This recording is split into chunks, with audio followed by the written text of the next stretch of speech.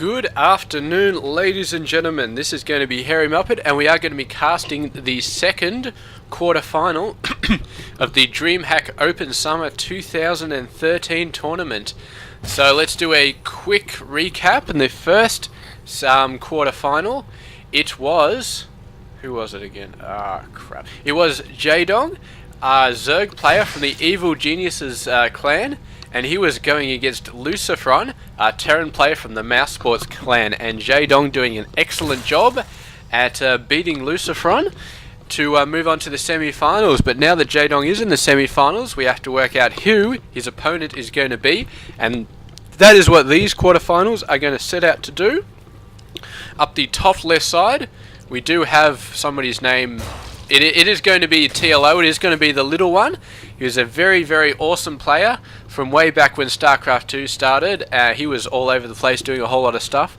It is going to be the little one, otherwise known as TLO, and he is playing for Team Liquid.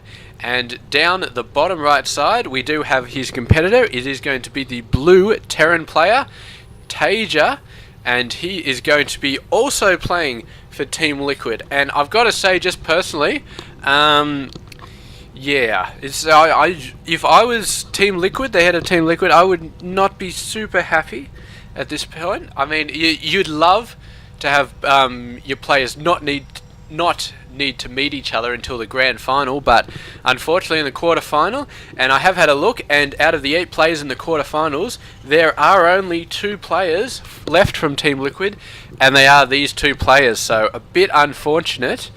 But on the other side, I guess the other 6 players, other than these 6, are all from different clans. So I guess Team Liquid is the only clan to have had 2 players reach the quarterfinals in the DreamHack Open Summer. So I guess that's still good. I guess it's good, and it's a little bit bad, but there, they've got something to celebrate. 2 players reaching the quarterfinal, better than any of the other teams. And yeah, here we go, going on with this game. And I forgot to mention, I'm going to actually describe these players a bit more. TLO is a German player, and he's playing for Team Liquid, which is based in the Netherlands, I believe. And yes, TaeJa is a South Korean player. I'm pretty sure yeah, I don't think I screwed that up. Yeah, he is a South Korean player, and of course he's playing for Team Liquid, which is also from the Netherlands, because it is the same clan as TLO. So here we go. It's a bit interesting. He's building a command center up there before he moves it out, so that's not going to slow him down too much, but it is going to do a very nice job at blocking off his ramp. So he's using that command center to block off his ramp as well, and I mean, why not? You lose a little bit of time getting over there, but blocking out the scouting is a bit of a nice touch. So I'd say excellent strategy there. This SCV is going to get wiped out. I think the links are a little bit faster, so it takes them about 10 seconds per hit if they're running straight after it, but it's going to be more than enough. And yeah, this guy, the only bad thing about having the command center move out a bit later is this Overlord could stop crap all over the place and stop it from landing for another minute or so, and that would be quite devastating for the Terran player. Not devastating per se, but you know, it'd be quite annoying at least. And we do have a factory and a reactor coming down, so we're going to look at SC2 getting a crapload of Hellions coming down in the next couple of minutes, which is a fairly standard starter for a lot of Terran players. I've seen a lot of them. Lucifron in particular, who we saw in the previous quarterfinal, he loved doing the Hellion stuff. He loved doing a early Reaper into Hellions, but yeah, he's not so much doing the Reaper. I think one of the games he did Reaper, one of the other games he didn't. And yeah, it's worked for him sometimes, but sometimes it doesn't. I'll just Alt-Tab for a second, and I'll find... I'm pretty sure there's another Terran player who loved doing that, and that would be Polt. Polt from the CM Storm clan. He loves doing the Hellions as well, man. The Reaper Hellion attack, he is all over that every single game. And yeah, this guy as well, TaeJa, he loves doing the Hellions as well, and why not? Hellions are so good at harassment. These days they don't really actually get much done though. Early Starcraft 2 days, Wings of Liberty, they'd go in there and they'd wipe out workers left, right and centre. The Zergs have a fairly good counter for them now, which is a lot of Queens. They wipe out a lot of Hellions, which is good. Jeez, he has gone queen mad. He's got a queen over there, and 4 at the front. I don't think these are just for Hellions. I think he just wants that much creep tumors put out. He wants to be the he wants to win the award for fastest creep spread into your opponent's base, I think.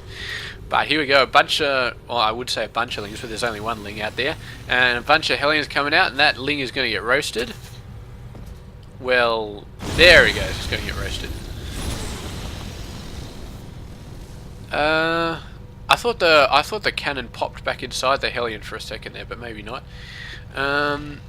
No, I could have sworn it was like ducking inside the actual Hellion body, but I may have been wrong. It may have just been my imagination. But he catches a few creep tumors on the edge of getting destroyed, or getting created, sorry, and he manages to destroy them all. But there's just so many creep tumors around here, so yeah, I mean, TLO is not going to have that many problems dealing with them.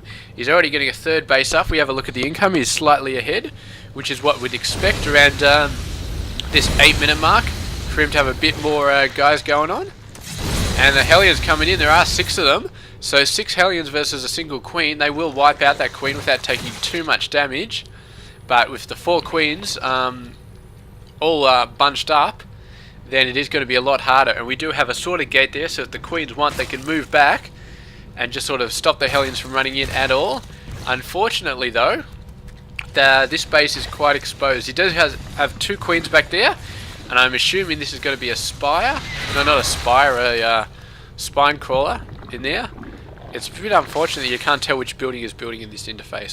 That is my #1 complaint about this interface. You can't tell what is building when you select on it. You can tell a whole bunch of other stuff easily down here, but you can't tell which building is created. And unfortunately, this is a Game Heart replay, which means it was originally run using the Game Heart interface. So this is not my choice. I basically have to cast it as a Game Heart replay because it is a Game Heart replay. So there we go. And yeah, these lings going to come in. This one poor mule comes down. This command center is going to have to cancel and lift up. I don't know, there we go. He's going to cancel and lift up. This other SCV coming around. It's not going to be working too well for him. This tank is going to siege up. But the lings are very close. They can run up and actually hit that tank if they really wanted to. But they're going to choose to run away. Yeah, I'm surprised he didn't actually run up. Maybe he thought the tank was behind this supply depot, which would have meant he had no chance. There they go, the Hellions have gone in, done a push. They're very low on health though, so I'm thinking they might have had to go through a couple of queens to probably get those lings, to get those workers. So they probably killed 2 queens in there, but yeah, eventually it was just too much. And the tank up here, he needs to put the tank a little bit further up there though, because these lings are just going to be able to go all over this base right now. So he needs to move this tank a little bit closer up there to provide a bit more defense. He's got to try and move him back within range of the siege tank, but the splash damage on all these forces is not going to be very pretty at all. The lings deciding to move away, maybe waiting for some reinforcements. They do not like the idea of tanks, and of course you can put a tank up there, or at least up here. Here would be a nice spot, nice and close, and out here is basically the tank's just a sitting duck for anybody to shoot over from there. But here we go, we've got a bunch of buildings. This is a supply depot. This is, I'm going to say that's an armory. I really have no idea what it is. But yeah, maybe it's a factory.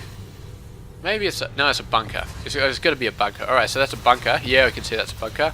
Supply depot. So he definitely does not want lings running through in the backside. And here we go. TLO had that exact idea to run through the backside, but it's too late. The buildings are there.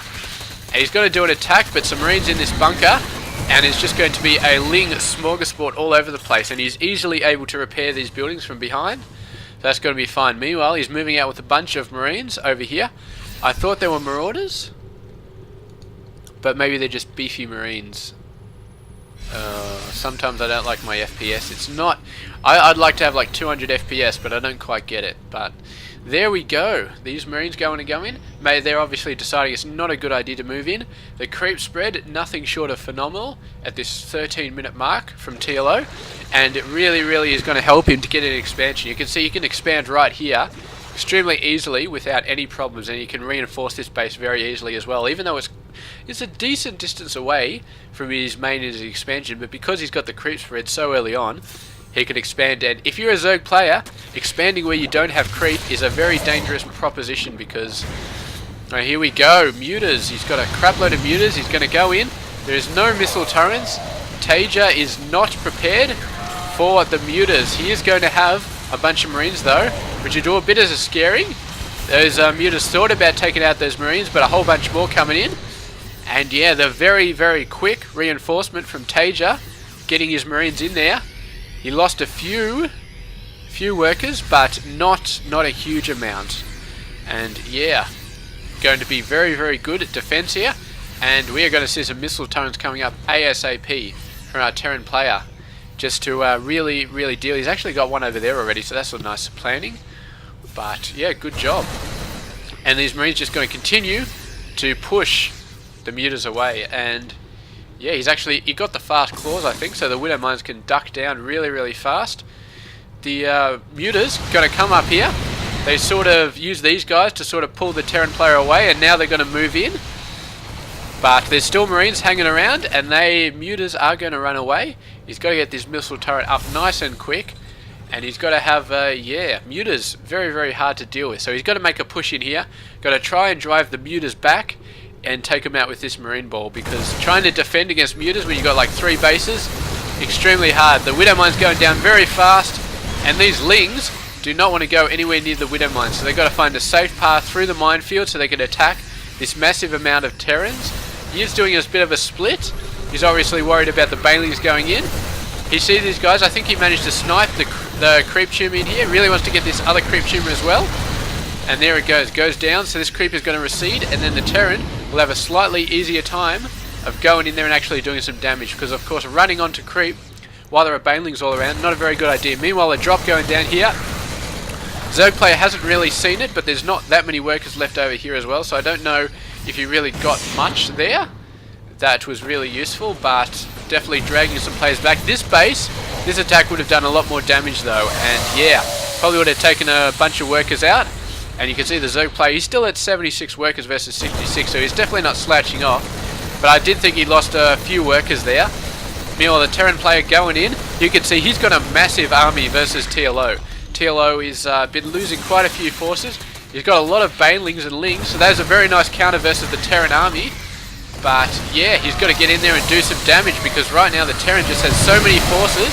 Some very nice baneling hits there, but TaeJa going around, getting his forces out of the way of those baneling hits, and doing an awesome job. If you have a look at the units, TLO basically used up all of his units there, and TaeJa still had 56 marines, so just the marine production was absolutely nuts, and some really good marine pressure off those 3 bases. He only had 3 bases. He did a great job in keeping this base alive when the mutas were harassing it, and the lings. This siege tank up here did some very nice job. I can't tell how many kills it had. But anyway, it's going to keep on keeping on. And yeah, really, these marines going in there, and I've got to say that they did an excellent job at receding the creep. The creep was all over the place around here. They got in there, they receded the creep, and they did a beautiful job at it. You could see there was mutas, there was lings all over the place. They stimmed in there, the scan. They made sure they got the creep tumors down. And creep, when you get rid of the creep, you can go in there, you can do more stuff. And as long as you can keep the creep receding, you can push forward, because lings and banelings, 90% of the time, Masters versus Masters player, lings and banelings will all die versus marines if they're not on creep. And it's just the opposite. On creep, 90% of the time, marines will die to lings and banelings. I mean, the creep just makes all the difference. If you're on creep, your Terran forces die. If you're off creep, then you will most likely survive and wipe out all of the banelings. And yeah, at the end, TLO, he went in with a bunch of banelings. He tried to move off the creep and tried to take him out.